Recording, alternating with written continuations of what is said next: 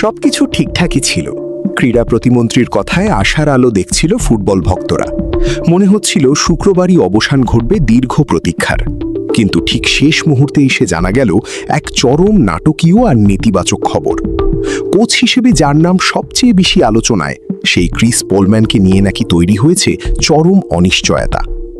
বৃহস্পতিবার সন্ধ্যায় ময়মনসিংহ থেকে ঢাকা ফেরার পথে ক্রীড়া প্রতিমন্ত্রী আমিনুল হক জানিয়েছিলেন, বাপুফে সভাপতি তাফিদা ওয়ালের সাথে তার আলোচনায় ইতিবাচক কল্যাণের বিশাল অঙ্কের বেতনের অর্ধেকটা দিতেও রাজি ছিল মন্ত্রণালয়। কিন্তু পর্দার আড়ালে চলছে অন্য কোনো খেলা। ভেতরের খবর বলছে, গত 3 দিন ধরে বাংলাদেশ ফুটবল ফেডারেশনের সাথে কোনো ধরনের যোগাযোগ রাখছে না ক্রিস পোলম্যান। বাপুফের পক্ষ থেকে বারবার যোগাযোগ করার চেষ্টা করা হলেও তার পক্ষ থেকে কোনো ধরনের সাড়া পাওয়া যাচ্ছে না। বিশেষ করে টেকনিক্যাল কমিটির প্রভাবশালী সদস্য তাই ফুলবাড়ির টিটু কোলম্যানকে একাধিক মেসেজ পাঠালেও কোনো উত্তরই দেননি। বাপুফের ঝিলে ঢেলা ভাব আর অনিশ্চয়তা সম্ভবত বিরক্ত এই হাই প্রোফাইল কোচ। একটি নির্ভরযোগ্য সূত্রের খবর অনুযায়ী এই সাইলেন্ট মুড বা যোগাযোগ করতে ব্যর্থ হওয়া বড় ধরনের শঙ্কার মুখে ফেলে দিয়েছে তার নিয়োগকে।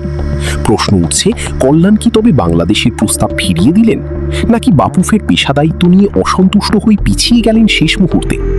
যেখানে আজ নতুন কোচের নাম ঘোষণা হওয়ার কথা, সেখানেই অনিশ্চয়তা সমর্থকদের জন্য দুঃসংবাদই বটে। গোলমান শেষ পর্যন্ত আগ্রহী না থাকলে কি হবে বাংলাদেশের ত্রাতা, নাকি শেষ মুহূর্তে আবারও ফিরতে হবে পুরনো তালিকায়?